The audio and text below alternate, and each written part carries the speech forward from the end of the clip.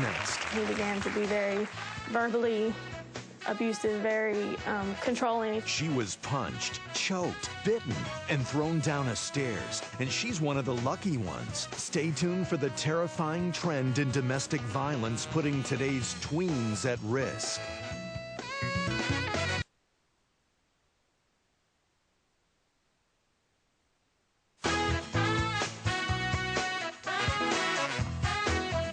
Coming up Friday on The Morning Show. Inside the controversial sex education podcast, making kids laugh and parents fume. And get her done. Larry the Cable Guy dishes on his first and last nude scene. Plus, Geraldo Rivera and Janine Pirro weigh in on the week's hottest cases with the verdict. You know, when you hear the words domestic abuse, thank you all very much, many of us automatically assume we are talking about adults. But listen to this. It's a disturbing new study out among 13 and 14-year-old kids. 13 and 14 years old, 1 out of every 5 say their friends have been hit, slapped, or struck in anger by their boyfriend or their girlfriend. It's an experience our next guest knows all too well. He was a preacher's son, top student and football star, Marcus McTeer. She was sweet, pretty, and a popular cheerleader, Rayanne Spence. And they were young and in love. Teen passion inflamed by flowers and love notes. He had that way about him where he could make you think that he was a good guy. Like, you know, he was in choir and, you know, went to church every Sunday. But when the thrill of the chase was over, the young gentleman slowly turned on her. A few months into when we had been dating, he began to be very verbally abusive, very controlling. Marcus did not want Rayanne talking to friends, especially boys. I didn't talk to anybody. I didn't have any friends. I didn't talk to my family. I basically sat in my room and talked to him on the phone. Lost, hurt, and confused, Rayanne withdrew into a sorry state of isolation. So the first day of 9th grade, it was time for class, and basically Marcus started to walk off. When he went to walk off, I tried to talk to him. Then the abuse became physical. He just turned around and just hit me in my arm, and basically everybody around me didn't say anything. Afterwards, the violence grew savage. Marcus bit her on the cheek, threw her down a flight of stairs, set her backpack on fire, and threatened suicide if she left him. Rayanne's mom and family noticed the bruises, but their scared little girl lied about the causes. Then something happened in school that could not be hidden. I was sitting in the row behind him and had my feet propped up on the row in front of me, and he told me to, you know, get my feet down and knock my feet down. So I put my feet back up there, and he knocked them down again, and I put them back up there, and then he turned around and basically started hitting me 3 times in my left ear with my binder. And at that point, he put me in a headlock and continuously hit me until the teacher got between us and got him off me. They blamed her, not the star athlete. So to end the cycle of pain once and for all, Rayanne's family moved across town to a new school district. We, moved, and I got a new start. We went to a whole different school, and nobody there knew what I'd been through. And in time, Rayanne was able to move on and finally put her past behind. And the story does not end there. Rayanne Spence is with us from Dallas, Texas right now. Thanks for being with us. Nobody believed you at that school. I mean, nobody listened. Nobody really seemed to care, the kids there, at least at that point, because he was a popular guy. So you decided you're going to leave, you just pick up and go, and you went to another school. And everything was okay for a while, right? Right. How are things going, Rayanne, over there? Things are going good now. Once I did move from that school, like I said, got a fresh start. I made a lot of new friends. I was having, just basically the whole high school life that, you typically hear about a kid having. And at least you were away from Marcus. At least you're away from this Marcus guy. But then what did you hear? What did you hear about a classmate?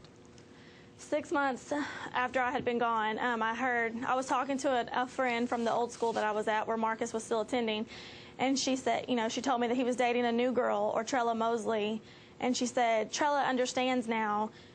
You need to talk to her, and she understands. And at that point, I didn't understand what exactly she meant to me when she said, Trella understands. I was kind of confused. And 2 days later, I got the news that Marcus had actually killed Trella. Had stabbed her to death. In front of Stabbed her to 300 schoolmates. Well, joining In us front of now all her classmates. Yeah.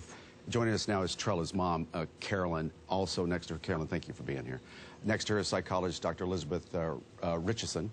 And also today we have Chief Executive of Day One. It's an organization to prevent teen dating violence, Stephanie Nilva. Carolyn, let's go back to when you first met Marcus. You've liked him. I mean, he called you mama, and you guys actually had a good relationship. He called me mom, and we had a great relationship. He'd be the kind of person you would want. The person that I met was a person that I wouldn't mind being with my daughter.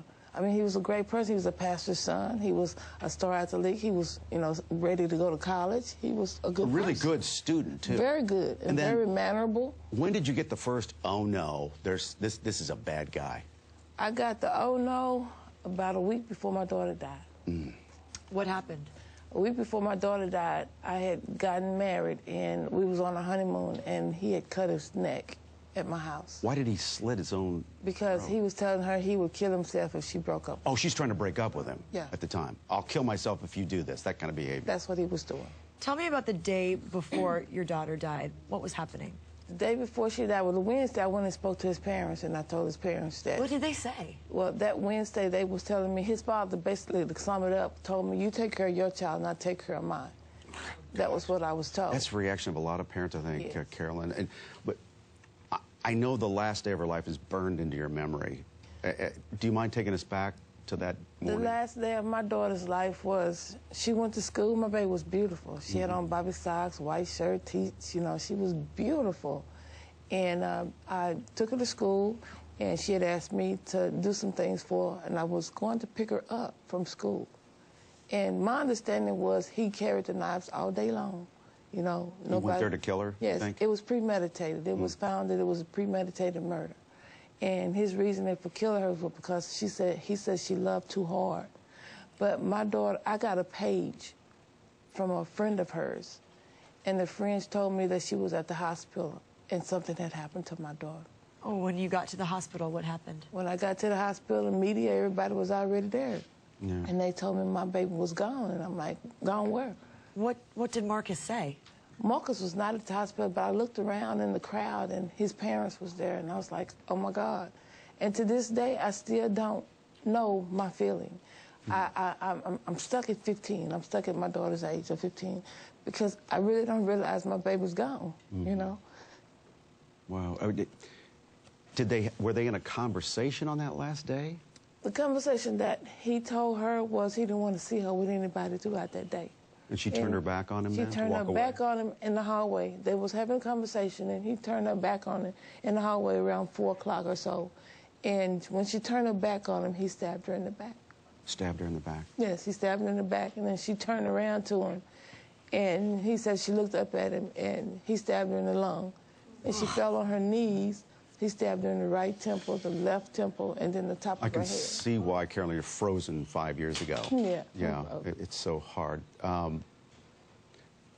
Is this common? How common is this type of behavior out of 12 and 13-year-olds? This is tremendously common. The recent research that can be found at loveisrespect.org really validates what Day One sees in our work. And what they found was that, and they were shocked, is that 47% of 13 and 14-year-olds know someone who's experienced verbal abuse, 20% know someone who's experienced physical abuse. Oh, we're talking about these are little kids. You know, you think they're out with their little boyfriends and girlfriends and, oh, it's so cute. They can't even get in a car together, most of them, and this is happening. Okay, when we come back, we're going to talk to the doctor here who has a lot of knowledge about this subject and a lot of personal knowledge as well. She went through her own tragedy, but she's trying to talk about this and make everybody aware of this problem. And also, when we return, we're going to meet a young girl who was trapped in an abusive relationship, and nobody had any idea. Be right back. Excuse me. Welcome back to the morning show. We're talking about domestic violence against young teenagers. In this case, girls as young as 13 and 14, dating, you know, their little boyfriends, right, who end up being violent and in some cases killing. Joining us is high school student Ashley Hoyle, who was in an abusive relationship as a young teen, and her mom is with her, Candy. Thank you both for coming And from also, Wichita. back with us is psychologist Dr. Elizabeth Richardson, and also in our audience, Chief Executive of Day One, Stephanie Nilva. Ashley, So when you started dating this guy, and interestingly, he was a pastor's son. Here we go again. Football player. Everybody loved him. Yeah. And you just fell head over heels. Oh, yeah. I loved him from, you know, I thought he was amazing, the best boyfriend, and I thought that's what a relationship was supposed to be like. And, it was for a while. Okay, so what changed? After about 3 months, he started getting emotionally abusive, and he wouldn't let me hang out with my friends, and he wouldn't let me especially hang out with guys because he would think that I was cheating on him with any guy that I even came in contact with. But about 6 months into it, he started getting physically abusive, slapping and pushing me into lockers and things. And so like it seemed perfect at first, but then after a while he got really controlling of everything I did. Right, what, cut off from friends, things like that? Oh, yeah. Kind of common denominators of all these guys. Definitely, yeah. Did he start, my mom, excuse me, did he start pressuring for sex? He didn't start pressuring for sex, but it didn't get to that point, and I'm sure it would have had it gone on longer than it did. But it did go on. He did pressure for us. Well, give us an example of how intense he got. Tell us about your clarinet lesson. My clarinet lesson was 30 minutes long, and within that time he called 69 times. Come on. And he left about seven messages, and each one it was oh my gosh, where are you? You know, I'm worried about you. By the fifth one, he was screaming and mad and angry. Cheating on me? Yeah. And by the sixth and seventh one, he was just, I'm sorry, and then yelling and screaming again, convinced I was cheating. The reaction, though, your reaction is scary, and it's also a reaction that mirrors the reactions of a lot of older women, too, who go through the same thing. You said, well, this must mean he really loves me and cares about me. Isn't it sweet that he wants to spend every second with me? Doesn't he? Oh, he gets That's the jealous. way you felt? Yeah, definitely. I mean, I felt like that's how a relationship was supposed to work, that he was supposed to want every second with me, and that if I didn't want to spend those moments with him, that I really didn't love him and that I wasn't good enough. Well, thank God you have a good mom, because you two kind of work together. Okay, it comes to breakup time. What happens then, Mom? Well, what's his reaction when they want to break up? Oh, he's upset. You know, she actually had just gone over to see him, and he was mad over something else when we got there, and she said, okay, I can't do this. And he shoved her to the ground. Right in front of you? Yeah. Yep. And she got up, got in the car, and that was it. Now, that wasn't the end of it. He didn't give up then. He kept, you know, calling and coming back. Oh, please come back to me. And Dr. Richardson, this is something that you have seen firsthand, and you've studied a lot of cases like this. But how did this affect you personally? Well, unfortunately, my granddaughter, Jennifer Ann Crescenti, was murdered in 2006 by an ex-boyfriend. And in fact, she wanted to be a psychologist, and I think one of the problems was she was trying to help a troubled young person herself and wasn't able to do that. But the things that I'm hearing here today are extremely common. Yeah. This is the pattern. It is progressive. There's not a question about it, because you don't want to get in a relationship with someone that's mean to you. So you are in a relationship with someone who's very sweet, very endearing, and eventually it develops into that relationship. That's Doctor, there are common denominators, warning signs, things you can do about it. Please, on our website, emajshow.com, the doctor's going to go through delineate those ideas for you. And if you know of a young teen who could be in an abusive relationship, here is the number to call. It is the National Teen Dating Abuse Helpline, 1-866-331-9474. And we'll ask the doctor to go back and tell a little bit more about what the warning signs are and how parents can deal with this, because they can deal with this and hopefully catch it when these kids are at a young age and so vulnerable. Thank you all for joining us. Appreciate it. And when we come back, the latest from Hollywood on Britney Spears reports that her